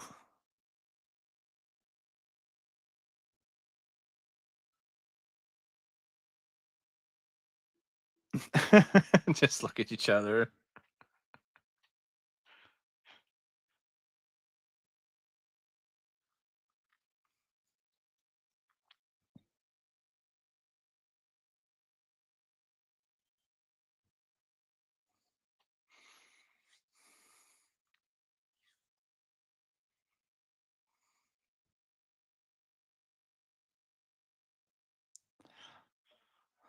Like Joe Pesci and Daniel Stern are a prime example of how the physical comedy, the pratfalls, the traps, like all of that is definitely something that helps the movie immensely, but like without the right actors for those particular scenes, it doesn't have the same punch to it. It's not as funny. Home Alone 3 is a huge example of this.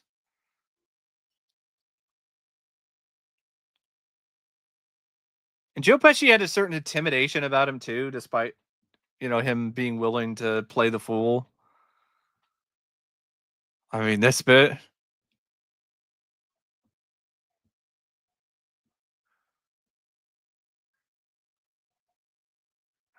bite off every one of his little fingers one by one.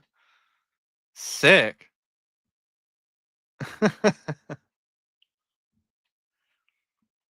And I love that too, that Marley gets to be a hero. That's a really cool touch.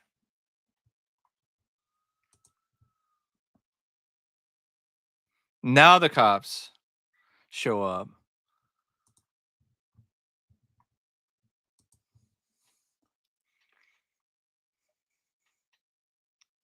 It's kind of funny. The cops bought him clearly making a fake sounding voice over the phone.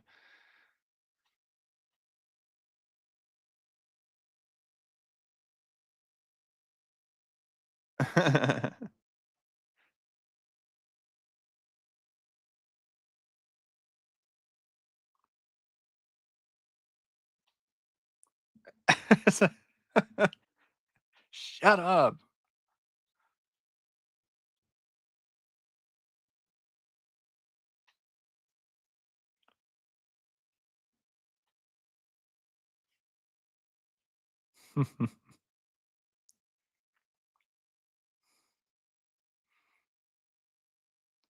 I love that look that Kevin gives. See you later. Enjoy prison, you filthy animals.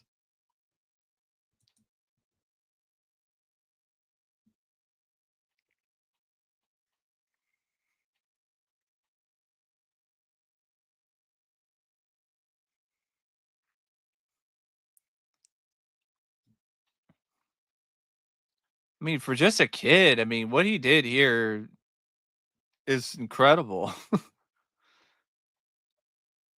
Have a job as an interior designer.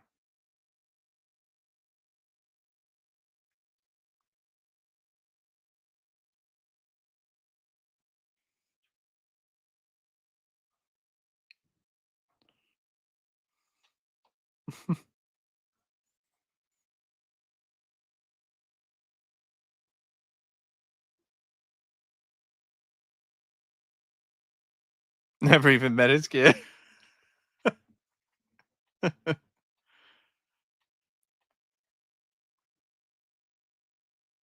I love this right here.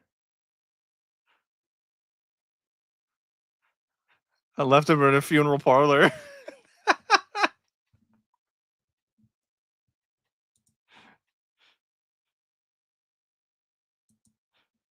Oh my god. That's like some amount of One Dark Night of Phantasm. All day with a corpse.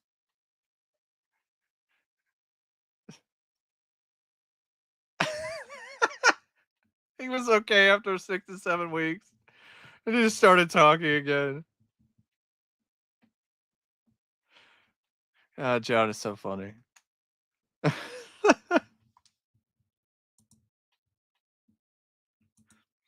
Yeah, I agree. I don't think it was thought through that well, but,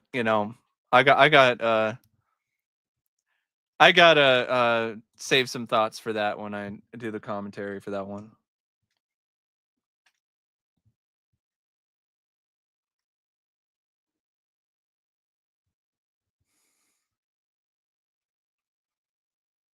Mhm.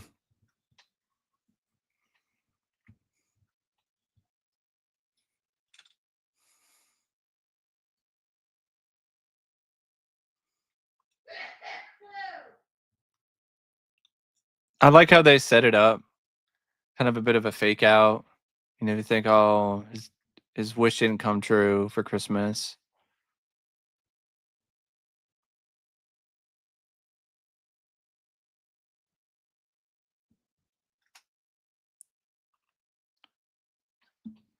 That bit of delayed gratification just makes the moment when she does come home all the more, sweeter.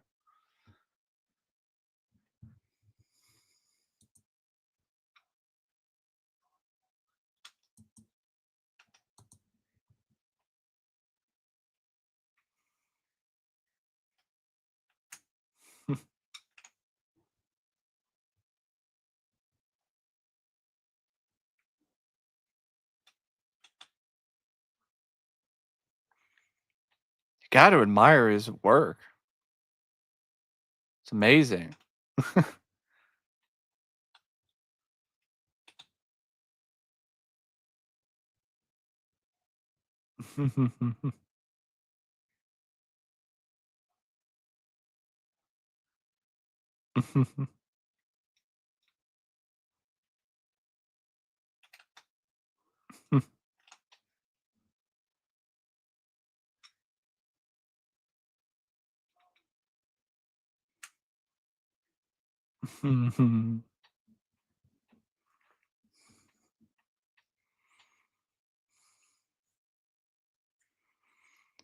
Apparently, Macaulay and, Catherine, they're still really close. Like, every time they see each other, she'll be like, "Son," and he'll be like, "Mom."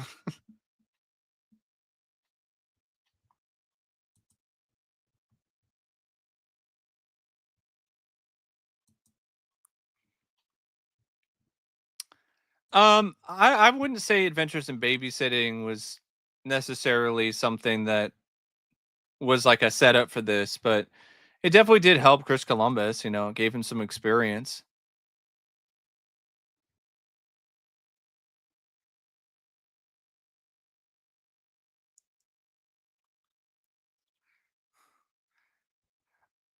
That's not much of a compliment, Buzz. It's basically like, "It's pretty cool you didn't fuck everything up."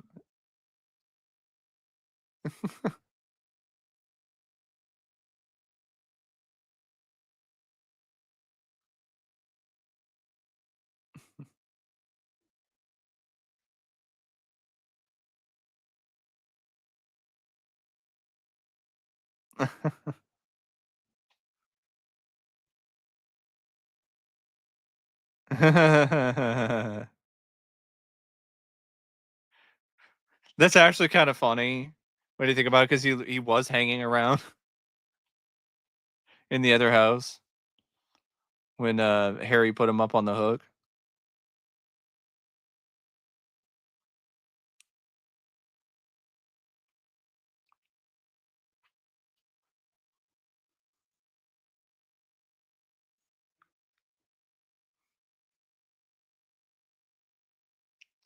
Like this little touch too, where he picks up the tooth,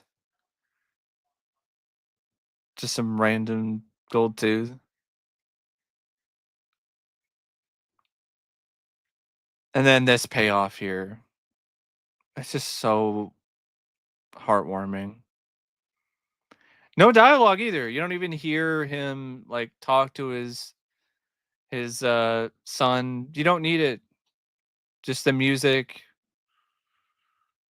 and just Marley getting to embrace his granddaughter and on Christmas Day. And that look he gives Kevin. Aw.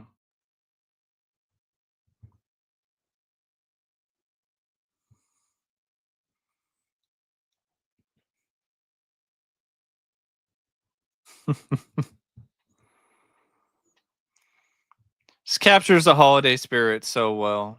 It really does. Who cares, Buzz?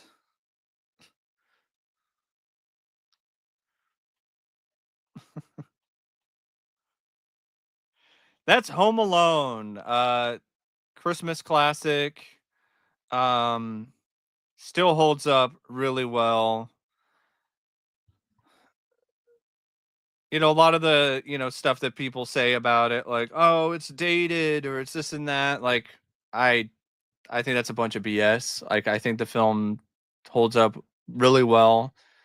It's still really enjoyable, still fun, still has really good performances, great score by John Williams, really strong direction by Chris Columbus, um, and just the right cast, like for every role. Like I can't think of anyone else playing those roles. Even the older brother Buzz or some of the other family members. Yeah, I love that last scene a lot too, Mark. Yeah, that is a good point. There's a lot of crazy stuff in Chicago. Yes, I've heard about that theory, and it's a bunch of nonsense.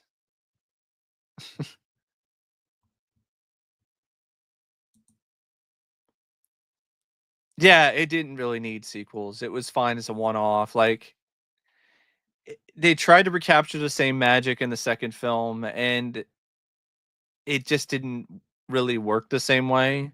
There's still some fun to be had with it because of everybody that's coming back to do it, and the traps and everything, but it's just not the same magic as the first. It really isn't.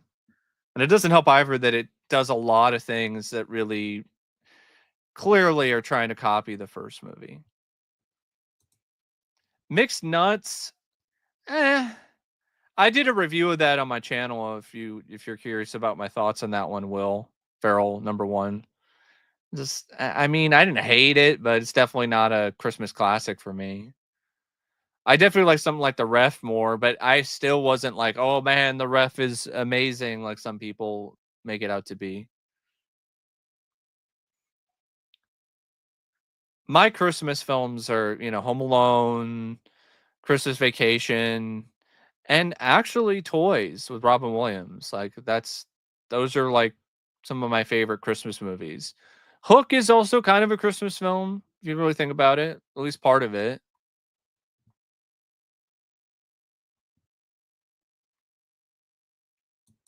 Yeah, Tim Curry was terrific in that.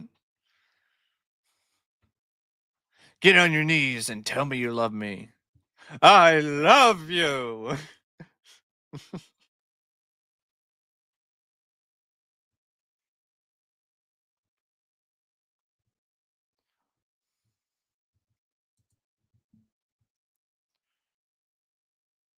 For a last minute replacement for Bruce Broughton, like John Williams just did a remarkable job with this score.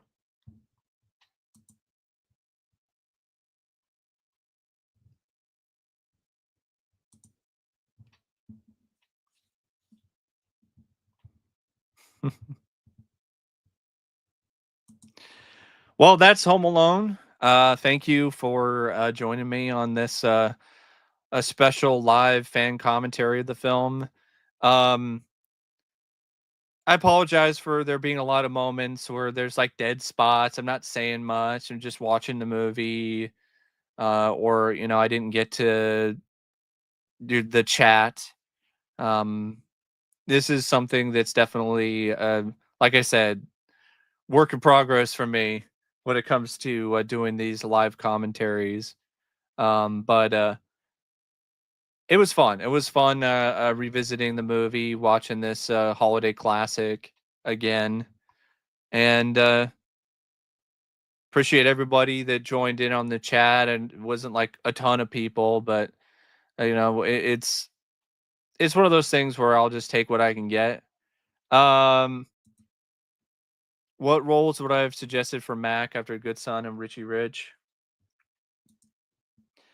I can't really think of any at the top of my head, but I definitely would think that some more dramatic stuff would have been a good direction to take things for Macaulay. Um, or another film along the lines of The Good Son. Stuff that kind of break him out of that typecasting as, the precocious, young, charming kid with a ton of attitude. Because he definitely got typecast in that role. And later on in his career, he made a honest effort. He when he was older, like in films like Saved and Party Monster, and I feel he did some good work in those, but it just wasn't the right time, maybe because he didn't get a lot of recognition for his work in those two. He didn't really get a lot of recognition for his work in those until many, many years later because neither of those films really got a lot of buzz, let alone did that well. Um, but I would say that without a doubt, Home Alone is his best film, Macaulay's best movie. Um, but yeah, I really don't have much else to say. Um, except thank you all for joining me on this commentary of Home Alone. I will put up something on my community tab when I determine what time and what day I want to do Home Alone 2. Um, it's definitely going to be before uh, Christmas. I am off on Sunday from work, so I'm thinking that could be a tentative date, but I might have some plans. So it might be one of those things where it might be like a few days before Christmas, early next week. But I'll definitely keep everybody updated on that. And thank you, Cyber Warrior. Thanks to Acres of Movies and Drew and everyone else who stopped by and was in the chat. And until the next live stream or live commentary, see you later. See ya.